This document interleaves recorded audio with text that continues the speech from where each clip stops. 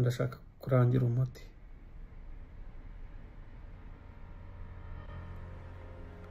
Nta muntu, nta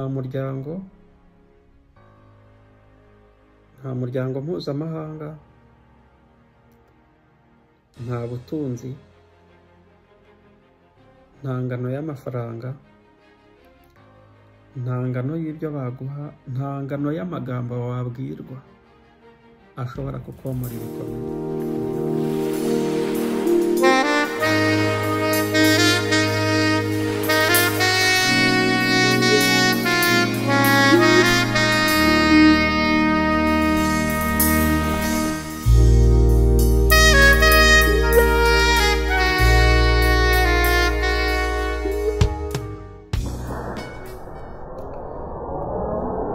Iyaba Uwiteka atari we wari uri mu ruhande rwacu,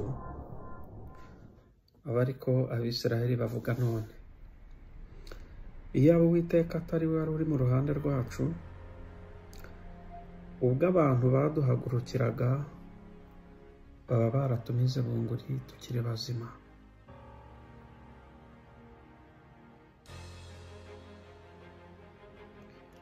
Ubwo umujinya wabo wacanwaga kuri twe, amazi aba yaraturengeye rwose. Isuri iba yaratembye ku bugingo bwacu. Amazi yihindurije aba yaratembye ku bugingo bwacu. Uwiteka ahimbazwe utadutanze kuba nk'umuhigo w'amenyo yabo. Ubugingo bwacu bukize nk'uko inyoni iva mu kigoyi cy'abagoyi. Ikigoyi kiracitse natwe tuvamo turakira. Gutabarwa kwacu kubonerwa mu izina ry'Uwiteka waremye ijuru n'isi.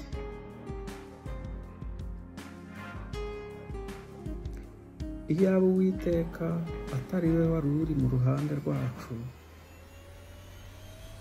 aba ariko tuvuga uyu munsi. Ubwo abantu baduhagurukiraga baba baratumize bunguri tukiri bazima.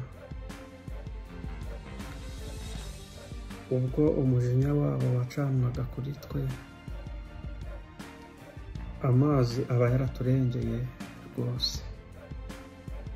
Isuri iba yaratembye ku bugingo bwacu. Amazi yihindurije aba yaratembye ku bugingo bwacu.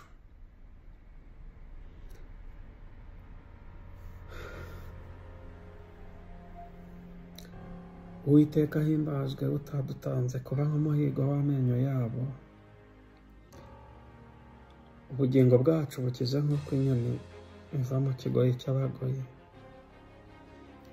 Ikigoyi kiracitse natwe tuvamo turakira. Gutabarwa kwacu kubonerwa mu izina ry'Uwiteka waremye ijuru n'isi. Amen. Zaburi 124.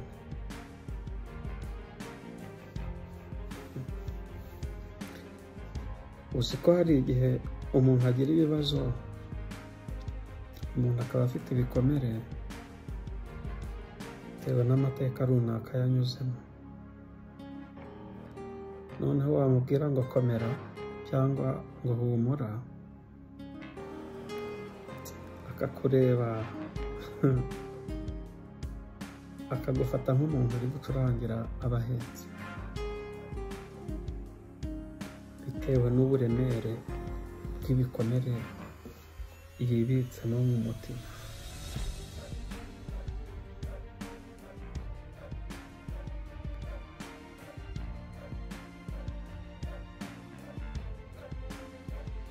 Birashoboka ko uri muri abo bantu.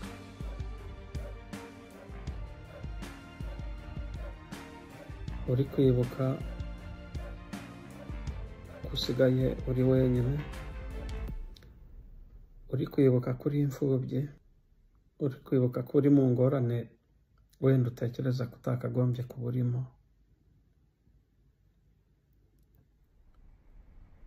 Uri kwibuka ubuzima bubi watambutsemo bwagusize umeze uko umeze. Uri kwibuka ibihe bibi wanyuzemo, intambara, amasasu yakuvugiye hejuru agatwara abawe. Uri kwibuka imihoro n'amacumu n'amagrenade n'ibindi byavugiye mu matwi yabo.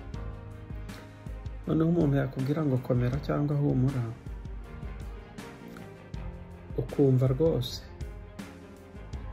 bitagufasheho, ko ndashaka kurangira umuti.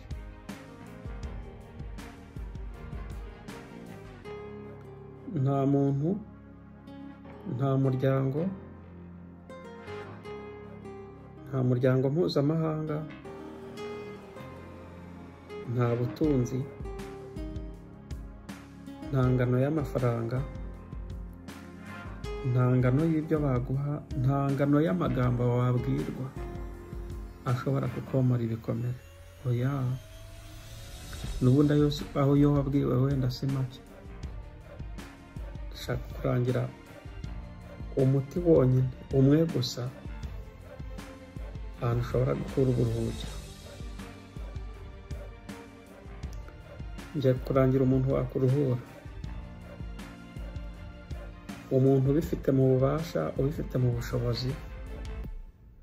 Ngiye kubwira umugabo wabyishyizeho witwa Karuhura, ni umugabo witwa Yesu.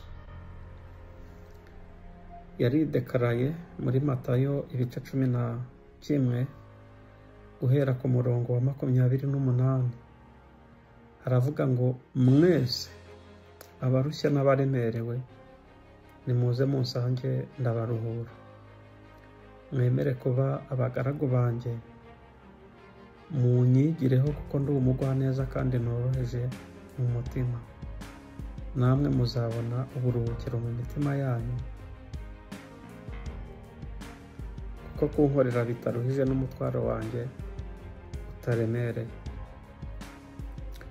Yesu niwe wenyine gusa ushobora kugukiza ibikomere byo mu mutima. Ariko ijambo nakubwira, ntabwo ukwiye kuba imbata y'amateka mabi wanyuzemo kubera ko Imana igufiteho umugambi. Ahubwo ukwiye kureba imbere, ugasingira imbere, ugasingira icyo Imana yatumye uyu munsi wa none ubasha kuba ugifite amatwi yumva ibyo uri kumva. Nk'uko twabonye muri Zaburi 124 ko iyo Uwiteka ataba mu ruhande rwawe, ubwo abantu baguhagurukiraga ngo baba barakumize bunguri ukiri muzima. Ariko ngo ikigoyi cyacitse, nk'uko inyoni iva mu mitego mu kigoyi cy'abayiteze, ngo niko nawe wakize. Ngo gutabarwa kwacu kubonerwa mu izina ry'Uwiteka waremye ijuru n'isi. Twifurije amahoro atangwa n'Imana. Yesu ajya kujya mu ijuru yabwiye abigishwa banjye ngo mbasigiye amahoro, kandi ntabwo nyatanga nk'uko ab'isi bayatanga. Twifurije kuba mu uwo murage mwiza w'amahoro Yesu yadusigiye.